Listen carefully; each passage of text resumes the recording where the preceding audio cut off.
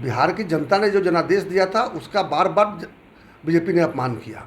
ऐसा करते करते बीजेपी ने अपने आप को भी काफ़ी कमज़ोर बना लिया। आज उनके पास एक ऐसा नेता नहीं है जिसके नाम पर वो बिहार में चुनाव लड़ सकते हैं। तो इस तरह की सोच अगर कोई बिहार के लिए करता हो, इतना प्रयास करने को तैयार हो, मेहनत करने को तैयार हो, और उन्होंने साफ अपने मैनिफेस्टो में लिखा है कि आने वाले 15 वर्षों के अंदर बिहार टॉप 10 विकसित राज्यों में से एक में पहुंचे, ये तभी मानेंगे कि उनका जो है प्रयास सफल हुआ।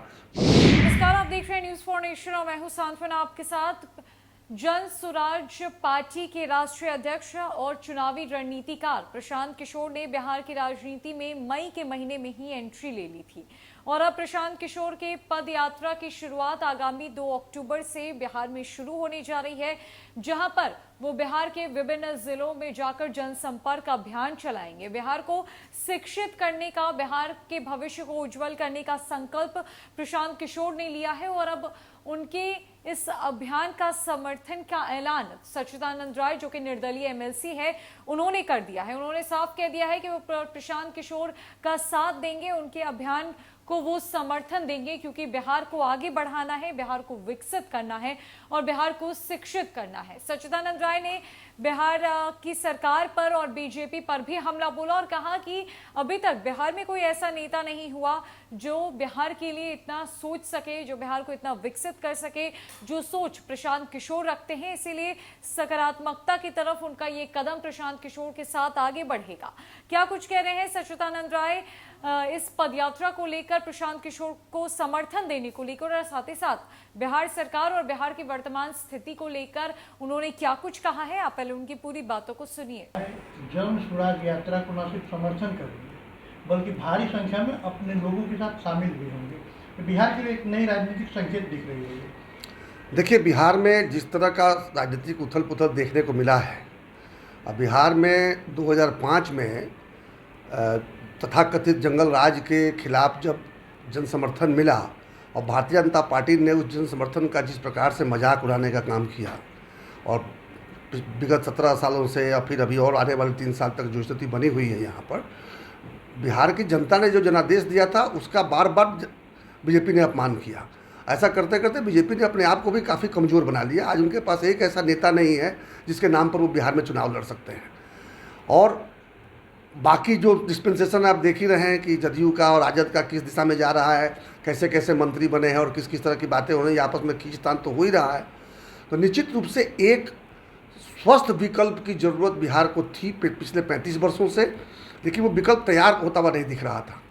एक युवा बिहारी जो सफल बिहारी है, जिन्होंने गुजरात से शुरू करके फिर राष्ट्रीय चुनाव जो 2014 का था, इसके बाद से और 9-10 राज्यों में जिस प्रकार से उन्होंने चुनावी रणनीति बनाकर और जिताने का लोगों को काम किया, उस व्यक्ति ने जब ये सोचा कि मैं बिहार की बात करूँगा, बिहार की बात उन्होंने शुरू किया जरूर था 2020 में, लेकिन तभी कोविड आ गया।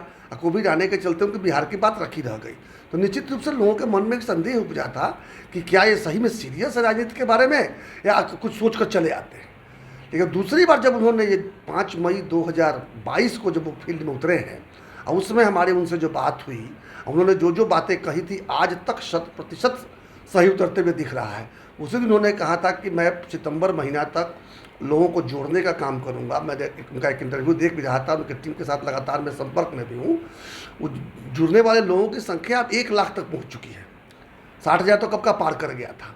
और जिस तरह की तैयारी चल रही है, जिस तरह के फील्ड में लड़के काम कर रहे हैं और एक एक पंचायत के बारे में जिस तरह जानकारी इकट्ठा की जा रही है और जिस तरह का सही लोग, सही सोच और सामूहिक प्रयास वाली बात को चरितार्थ करने की दिशा में उनका बार बार कमिटमेंट आ रहा है। उन्होंने यहाँ तक कहा है कि पहले मैं 9 महीना तो 3000 किलोमीटर से अधिक यात्रा करके बिहार के हर जिले, हर प्रखंड कोशिश करेंगे अधिक से अधिक पंचायत तक पहुँचे और वहाँ की जानकारी ने टीम के अलावा स्वयं भी पद यात्रा करेंगे। उन्होंने एक इंटरव्यू मैंने देखा, उन्होंने कहा है कि इतने दिनों तक मैं किसी वाहन में नहीं चढ़ूँगा, मतलब कहीं और जाने का सवाल ही नहीं होता है, जहाँ शाम होगी वहीं रात बिताएंगे। पूरा रूट प्रोफेशनली तैयार हो रहा है और मैं उनको लगातार फॉलो भी कर रहा हूँ। उनकी टीम के साथ संपर्क पद यात्रा शुरू करेंगे और पूरे बिहार को कवर करेंगे 9 महीना के अंदर में।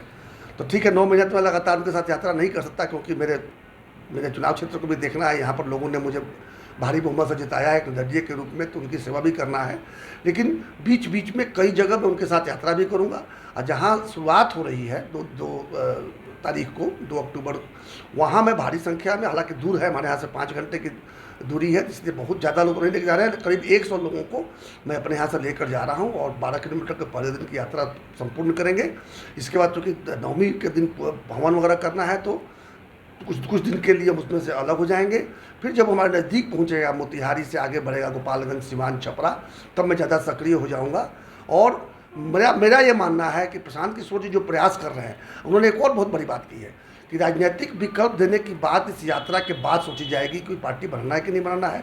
और पार्टी बनाना है तो हमारे साथ जो लोग जुड़े हैं उनसे पूछेंगे कि बनाना जरूरी है कि नहीं, और जब बनेगा तो पार्टी बनेगी जिसमें वो कोई पद नहीं लेंगे, ना इलेक्टेड ना सिलेक्टेड। तो इस तरह की सोच अगर कोई बिहार के लिए करता हो, इतना प्रयास करने को तैयार हो, मेहनत करने को तैयार हो, और उन्होंने साफ अपने मैनिफेस्टो में लिखा है कि आने वाले 15 वर्षों के अंदर बिहार टॉप 10 विकसित राज्यों में से एक में पहुँचे, ये तभी मानेंगे कि उनका जो है प्रयास सफल हुआ। पलायन रोकने की बात हो रही है, बेरोजगारी दूर करने की बात हो रही है, कृषि संबंधित जो सुधारों की जरूरत है, झूठ मूठ का कृषि रोड मैप बनते आया है, इस आदमी का कृषि मंत्री मानता है कि फ्लॉप है। तो ये सब चीज़ों को जो है बाकायदे प्रोफेशनली समझना होगा और टेक्निकली एनालाइज करके उसको ठीक करना होगा, जिसकी समझ वर्तमान में जो राजनेता उनके अंदर तो है नहीं। प्रशांत किशोर जी के अंदर निश्चित मैं क्षमता देखता हूं, और मैं स्वयं एक टेक्निकली क्वालिफाइड IIT का प्रोडक्ट हूं। मैं समझता हूं कि टेक्नोलॉजी का इस्तेमाल करके किस तरह से बिहार को जल्दी से अग्रणी राज्यों के दौर में शामिल किया जा सकता है, और इसलिए एक विकल्प तैयार करने की कोशिश हो रही है, जिसके साथ हूँ मैं।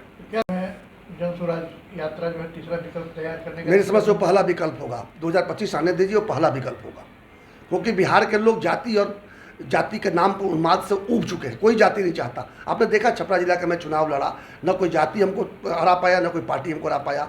एक ऐसे जगह से जहाँ पर कि मेरी जाति के 1% भी वोटर नहीं थे, 1% से कम वोटर थे, वहाँ मैं 56% जब वोट लेकर आया, तो निश्चित रूप से बिहार के लोग जाति में विश्वास नहीं करते जहाँ तक राजनीति का सवाल है।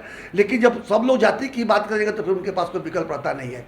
ये डिस्पेंसेशन जो होगा पूरी तरह से जाति के मिथ्या को साबित करके दिखाएगा। तो जैसा कि आपने सच्चिदानंद राय की बातों को सुना, उन्होंने साफ साफ कहा कि बिहार में इस जातिवाद की लड़ाई को पूरी तरीके से खत्म करना है, जातिवाद की राजनीति को समाप्त करना है और जात पात से ऊपर उठ के बिहार के लिए काम करना है। इसीलिए वो प्रशांत किशोर का समर्थन करने जा रहे हैं ताकि बिहार अग्रसर होकर आगे बढ़ सके। फिलहाल के लिए इस अपडेट में इतना ही। रखिए अपडेट्स के लिए हमारे साथ बनी रही न्यूज़ फॉर नेशन में। नमस्कार।